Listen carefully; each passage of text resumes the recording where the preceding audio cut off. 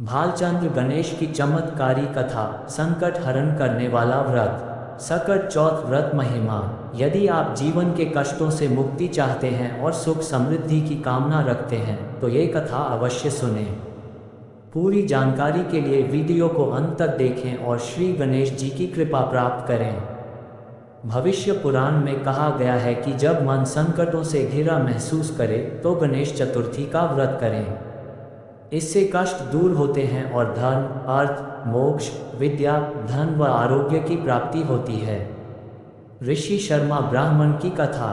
पार्वती जी ने पूछा कि हे वत्स, माघ महीने में किस गणेश की पूजा करनी चाहिए तथा इसका क्या नाम है?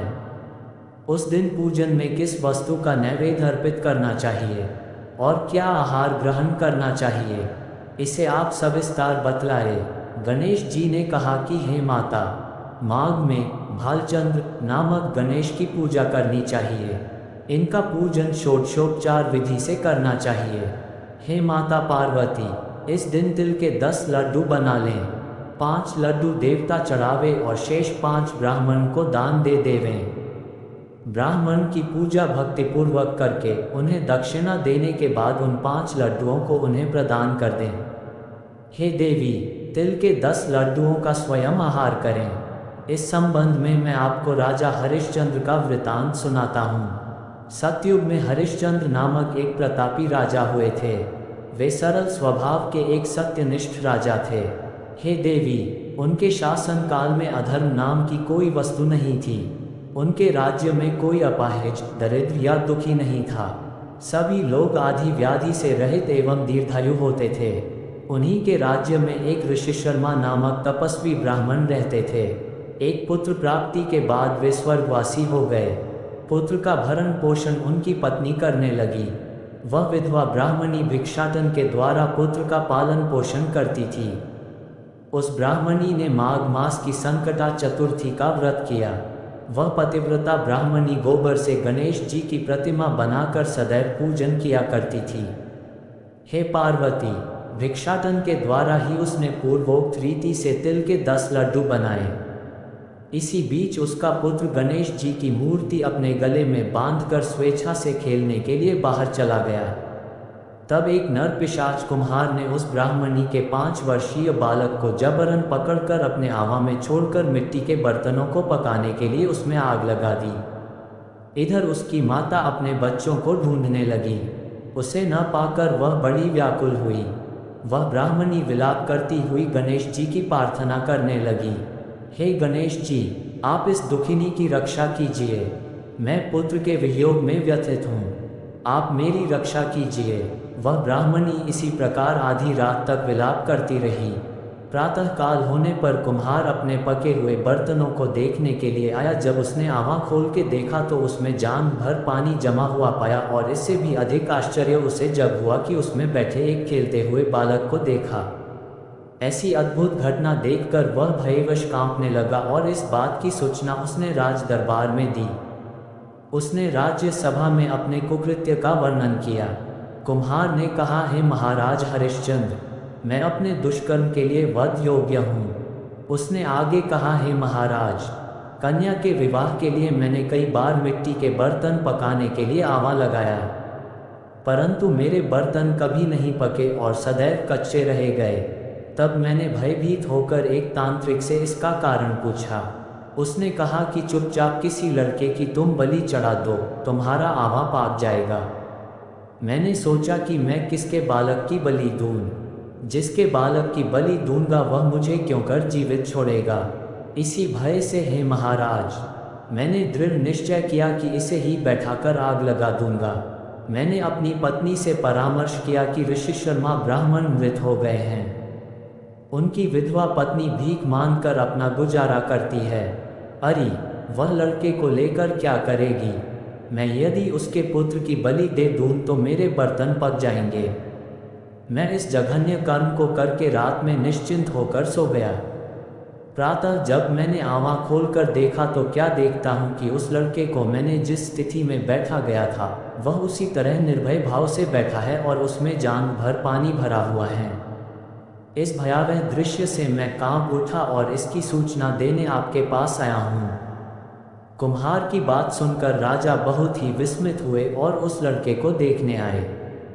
बालक को प्रसन्नता पूर्वक खेलते देखकर मंत्री से राजा ने कहा कि यह क्या बात है, ये किसका लड़का है, इस बात का पता लगाएं। इस आंवे में जान भर जल कहाँ से आया, इसमें कमल के फूल कहाँ से खिल गए, इस दरिद्र कुम्हार के आंवे में हरी हरी धूप कहाँ से उग गई। बालक को न तो आग की जलन हुई न तो इसे भूख प्यास ही है। यह आंवे में भी वैसा ही खेल रहा है मानो अपने घर में खेल रहा हो। राजा इस तरह की बात कह ही रहे थे कि वह ब्राह्मणी वहाँ बिलखती हुई आ पहुँची। वह कुम्हार को कोसने लगी।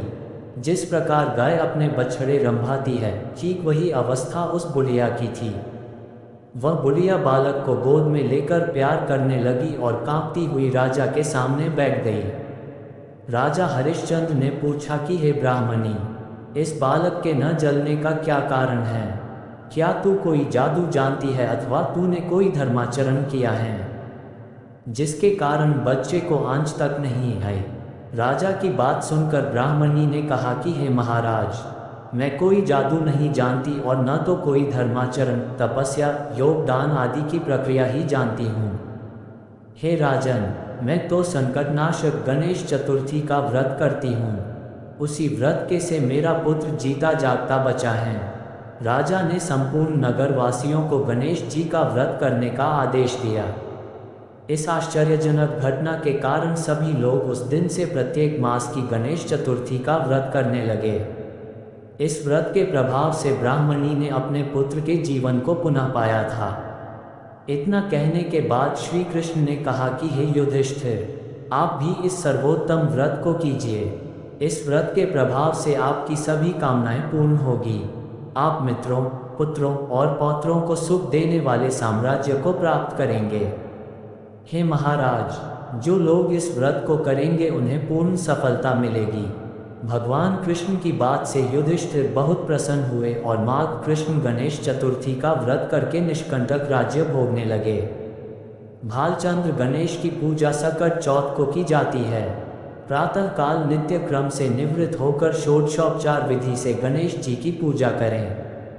अब निम्न हैश श्लोक पढ़कर हैश गणेश जी की वंदना करें। गजानन भूत गणादि सेवित कपित जम्बू फल चारु भक्षणम उमासुत शोक विनाशकारकम नमामि विघ्नेश्वर पाद पंचम। इसके बाद भालचंद्र गणेश का ध्यान करके पुष्प अर्पित करें। पूरे दिन मन ही मन श्री गणेश जी के नाम का जप करें। सूर्यास्त के बाद स्नान करके स्वच्छ वस्त्र पहन लें। अब विधिपूर्वक अपने घरेलू परंपरा के अनुसार गणेश जी का पूजन करें। एक कलश में जल भर कर रखें। धूप दीप अर्पित करें। नैवेद्य के रूप में तिल तथा गुड़ के बने हुए लड्डू, ईख, गंजी, शकरकंद, अमरूद, गुड़ तथा घी अर्पित करें। ये नैवेद्य रात्रि भर बांस के बने हुए दलिया टोकरी से ढककर यथावत रख दिया जाता है। पुत्रवती स्त्रियां पुत्र की सुख समृद्धि के लिए व्रत रखती है। इस धन के हुए नैवेद्य को पुत्र ही खोलता है तथा भाई बंधुओं में बांटता है। ऐसी मान्यता है कि इससे भाई बंधुओं में आपसी प्रेम भावना की वृद्धि होती है। अलग अलग राज्यों में अलग अलग प्रकार के तिल और गुड़ के लड्डू बनाए जाते हैं। तिल के लड्डू बनाने हेतु तिल को भूनकर गुड़ की चाशनी में मिलाया जाता है। फिर तिलकूट का पहाड़ बनाया जाता है। कहीं कहीं पर तिलकूट का बकरा भी बनाते हैं। तत्पश्चात गणेश पूजा करके तिलकूट के बकरे की गर्दन घर का कोई बच्चा काट देता है। गणेश पूजन के बाद चंद्रमा को कलश से अर्घ्य अर्पित करें। धूप दीप दिखाएं। चंद्र देव से अपने घर परिवार की सुख और शांति के लिए प्रार्थना करें। इसके बाद एकाग्रचित होकर कथा सुने अथवा सुनाएं। सभी उपस्थित जनों में प्रसाद बांट दें। जय श्री गणेश।